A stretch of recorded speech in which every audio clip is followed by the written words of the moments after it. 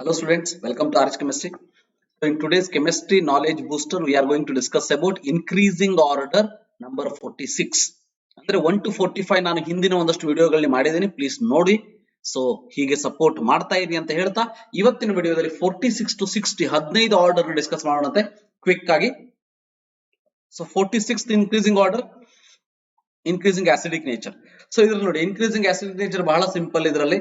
So weak acid ಯಾವುದು, strong acid ಯಾವುದು ಅಂತ ಗೊತ್ತಾಗ್ಬಿಟ್ರೆ ಮೋಸ್ಟ್ ಆಫ್ ದ ಆಪ್ಷನ್ಸ್ ನಿಮಗೆ ಕರೆಕ್ಟ್ ಅಂತ ಗೊತ್ತಾಗ್ಬಿಡ್ತದೆ, ಹೌದಾ? ಇದಿಷ್ಟ್ರಲ್ಲಿ ನೋಡಿದ ತಕ್ಷಣ ಹೇಳ್ಬೋದು ವೀಕ್ ಆಸಿಡ್ ಯಾವ್ದು ಇದರಲ್ಲಿ CH3COOH ವೀಕ್ ಆಸಿಡ್, ಹೌದಾ? ಯಾಕಂತಂದ್ರೆ CH3COOH is organic acid which are weaker than all these inorganic acids.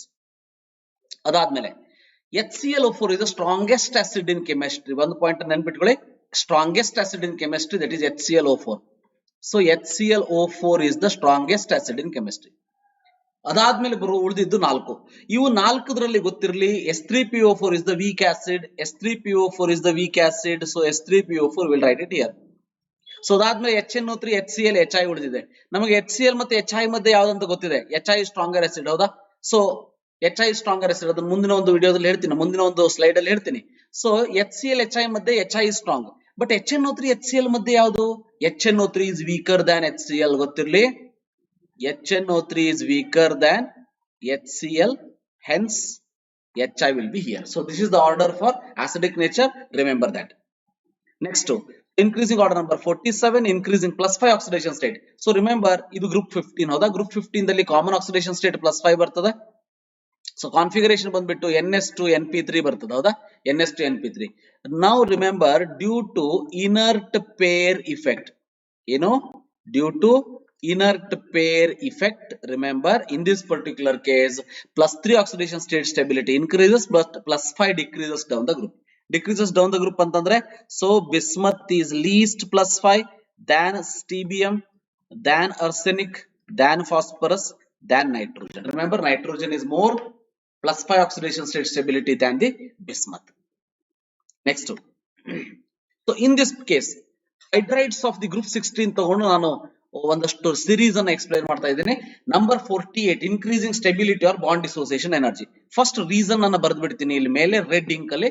So reason ನೋಡಿ, so as remember size increases, remember bond length increases, hence strength decreases. Strength decrease ಆದ್ರೆ bond dissociation energy also decreases. ಇವೆರಡಕ್ಕೂ ಒಂದೇ order ಅನ್ನೋದಕ್ಕೆ ನಾನು ಇವೆರಡು related ಅನ್ನೋದಕ್ಕೆ ಇಲ್ಲಿ ತಗೊಂಡಿದ್ದೀನಿ. ಸೊ ನಾವ್ you will write the order here. So correct order ನೋಡಿ, in this particular case down the group size increase ಆಗ್ತದ, ಸ್ಟ್ರೆಂತ್ ಡಿಕ್ರೀಸ್ ಆಗ್ತದ ಅಂತ ಮೀನಿಂಗ್, ಹೌದಾ? ಹಾಗಾದ್ರೆ S2T will be least stronger than S2SC, than S2S, than S2O is the answer in this case. Next 49, increasing reducing nature. Remember, increasing reducing nature. Reducing nature ಯಾವ್ದ್ರ ಮೇಲೆ depend ಆಗಾದ್ರೆ, reducing nature depending on the once again bond strength. So as bond strength decreases, remember reducing nature increases. ಯಾಕೆ ಹೇಳ್ತಾ ಇದ್ದೀನಿ reducing ಅಂತಂದ್ರೆ ability to give hydrogen. Ability to give hydrogen increases if the bond strength is less, ಹೌದಾ? If the bond strength is less, reducing nature increases. Hence the order become in this particular case, remember, so H2O is least, than H2S, than H2SC, than H2TE. ಅಂದ್ರೆ H2TE is the strongest reducing agent in this case. Remember, H2TE is the strongest reducing agent. ಯಾಕಂತಂದ್ರೆ bond strength ಕಡಿಮೆ ಇದೆ, reducing nature ಜಾಸ್ತಿ ಆಗ್ತದೆ, H+ can be given easily. Next, increasing bond angle. Increasing bond angle ಬಗ್ಗೆ ಒಂದು point ಅನ್ನು ಹೇಳ್ಬಿಡ್ತೀನಿ, ನಾನು ಹಿಂದಿನ ಒಂದಷ್ಟು ವಿಡಿಯೋದಲ್ಲೂ ಕೂಡ ಹೇಳಿದ್ದೆ. Remember, as electronegativity increases, bond angle, so bond angle increases. Remember, as electronegativity increases, bond angle increases. Andre in this particular case, remember, if you write the order become, so bond angle will be H2O will be more, ಯಾಕಂದ್ರೆ electronegativity ಜಾಸ್ತಿ ಇದೆ. Least ಯಾವ್ದಾಗಾದ್ರೆ S2TE, S2SC, S2S, than H2O is the answer. Then H2O is the answer. Like this, remember bond angle can be written. Next ನೋಡಿ increasing acidic nature ಅಂತ ಇದೆ. Increasing acidic nature ಹೇಗೆ related ಹಾಗಾದ್ರೆ? Remember increasing acidic nature ಅಂತಂದ್ರೆ H plus ion donation. Remember as size increases, bond strength decreases acidic nature. Remember acidic nature increases. Very important. Size increases, bond strength decreases, acidic nature increases. Size increase ಆಗ್ತಾ ಹೋದಾಗೆ acidic nature increase ಆಗ್ತದೆ. ಅಂದ್ರೆ down the group acidic nature increases, which means H2O is least acidic than H2S, than H2SC, than H2TE. So H2TE is more stronger acidic nature. Next, increasing boiling point. ಈಗ boiling point ಬಗ್ಗೆ ಹೇಳಬೇಕು ಅಂದ್ರೆ in this case remember ಎರಡು factor. Boiling point directly proportional to molecular mass and also boiling point directly proportional to BP ಅಂತ ಆಗಬೇಕಿದು.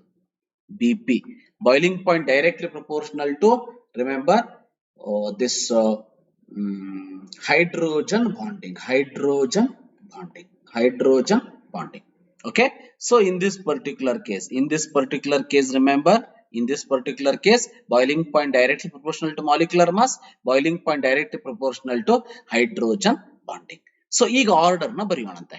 So ಈಗ ನೋಡಿ ಇಷ್ಟರೊಳಗೆ hydrogen bonding form ಮಾಡುವಂತದ್ದು ಯಾವುದು? Only water. Boiling hydrogen bond ನ ಫಾರ್ಮ್ ಮಾಡೋದು ಯಾವುದು? Only water. So the hydrogen bonding possibility is there for only water. So ಈಗ ಉಳಿದಿದ್ರಲ್ಲಿ ಮಾಲಿಕ್ಯುಲರ್ ಮಾಸ್ ಪ್ರಿಡಾಮಿನೇಟ್ ಆಗ್ತದೆ. But hydrogen bonding of water predominates over the molecular mass of H2T. ಅದಕ್ಕೆ remember in this particular case H2T.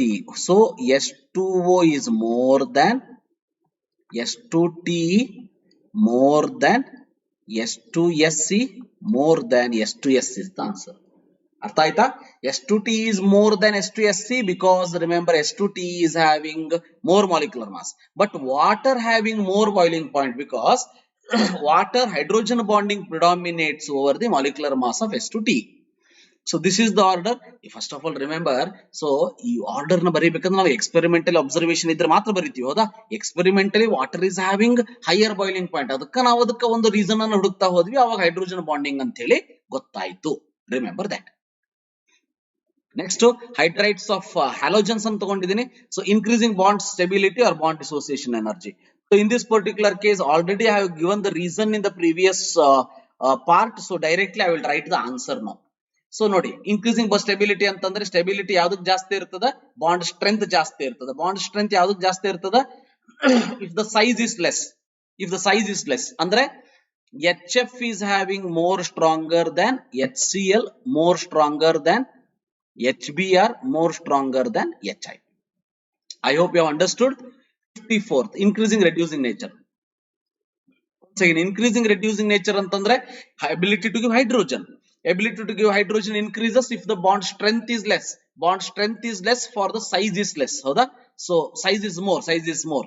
ಅದಕ್ಕೆ HF is having more bond strength. ನೋಡಿ ಮೇಲಿಂದ order ನೋಡಿ, reverse order ಇಲ್ಲಿ ಬರೀಬೇಕು. So HF is more stronger, hence reducing nature will be less for that. Then it comes HCl, HBr, then it comes HF, HI. HI is a stronger reducing agent, remember. Next, increasing dipole moment. Dipole moment nodi, dipole moment remember as electronegativity increases, dipole moment increases. ಹೌದಾ? So ಹಾಗಾದ್ರೆ order ಏನಿಲ್ಲಿ? So HI is less than, HBr less than, HCl less than HF. Correct? Like this, increasing dipole moment. Then so increasing acidic nature. Increasing acidic nature once again as we have discussed in the previous case. Bond strength kadime aagta hodage acidic nature ಜಾಸ್ತಿ ಆಗ್ತದೆ. So yes, strongest acid in among these hydrogen halide is HI, then HCl, then HBr, then HI, HF, remember. So this is the order for acidic nature. Boiling point. Once again, boiling point ಅಲ್ಲಿ hydrogen bonding ಹೇಳಬೇಕು.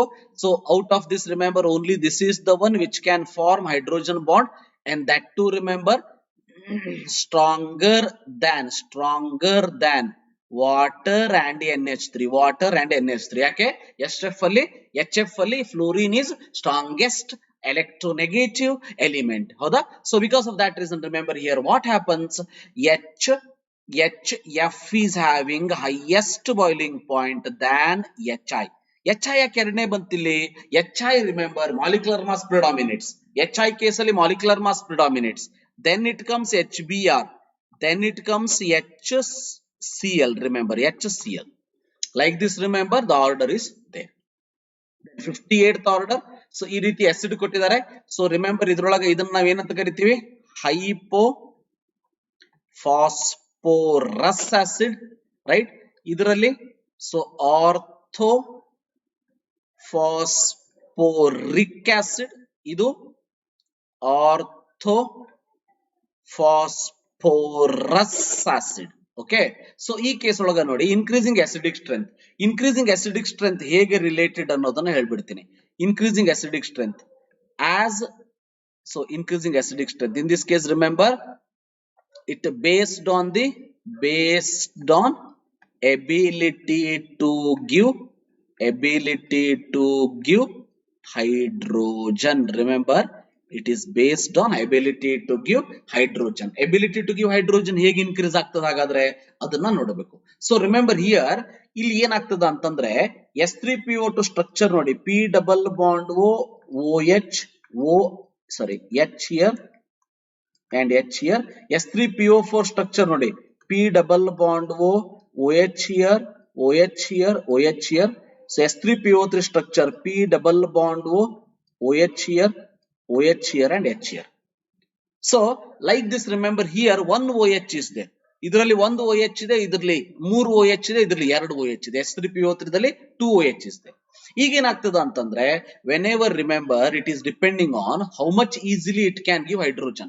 Always remember in this particular case S3PO4 is weak acid than S3PO3 weak acid than S3PO2, because in this case ease of giving hydrogen is more. But S3PO4 ease of giving hydrogen is less. Hence remember increasing order of acidic strength is like this. Increasing order of reducing nature. So ಈಗಲೇ ಹೇಳ್ಬಿಡ್ತೀನಿ, ನನ್ನ ಈ video ಅಥವಾ ಇನ್ನೊಂದು 2-3 video ಮುಂದಿಂದು so ನನ್ನ mic set ಸ್ವಲ್ಪ ಹಾಳಾಗಿರೋದಕ್ಕೆ ಸೊ ನಂದು ವಾಯ್ಸ್ ಕ್ಲಿಯರ್ ಬರದೇ ಇರಬಹುದು, please excuse me for that ಅಂತ ಹೇಳ್ತಾ increasing order of reducing nature. So increasing order of reducing nature ಅಲ್ಲಿ ನೋಡಿ, increasing order of reducing nature ಇದರಲ್ಲಿ it is based on, remember it is based on number of OH group. Remember it is based on number of OH group. Number of OH group ಅಂತಂದ್ರೆ ಹೇಗೆ? So ನೋಡಿ, so ಈಗ OH group ಯಾವ್ದ್ರಲ್ಲಿ ಜಾಸ್ತಿ ಇದೆ? ಇದರಲ್ಲಿ ಜಾಸ್ತಿ ಇದೆ, ಹೌದಾ? So based on number of OH group ಅಂತಂದ್ರೆ ರೆಡ್ಯೂಸಿಂಗ್ ನೇಚರ್, ಒಂದು ಪಾಯಿಂಟ್ ನೆನ್ಪಿಟ್ಕೊಳ್ಳಿ, reducing nature inversely proportional to number of OH group. ಹಾಗಾದ್ರೆ ಆರ್ಡರ್ ಏನಾಗ್ತದೆ ಇದು? S3PO4 is lesser than S3PO3 less than S3PO2. ಯಾಕಂದ್ರೆ S3PO3 ದಲ್ಲಿ 2 pH ಬಾಂಡ್ ಇದೆ, ಇದರಲ್ಲಿ ಇಲ್ಲವೇ ಇಲ್ಲ, ಇದರಲ್ಲಿ ಒಂದು pH ಬಾಂಡ್ ಇದೆ. ಸೊ ಸಾರಿ OH ಅಂದ್ರೆ ನಾ ಇಲ್ಲಿ ಸಾರಿ pH bond remember pH bond ಇದು OH ಮೇಲೆ ಡಿಪೆಂಡ್, ಇದು pH ಮೇಲೆ depend. So S3PO4 less than S3PO3 less than S3PO2, right? So ಇಲ್ಲಿ ಒಂದು ಪಾಯಿಂಟ್ ಅನ್ನು ಹೇಳ್ಬಿಡ್ತೀನಿ, ಒಂದು ಪಾಯಿಂಟ್ ಕನ್ಫ್ಯೂಸ್ ಆಗೋದಕ್ಕೆ ಇದನ್ನ ಹೇಳ್ಬಿಡ್ತೀನಿ. So remember one very important point is that acidic nature not related to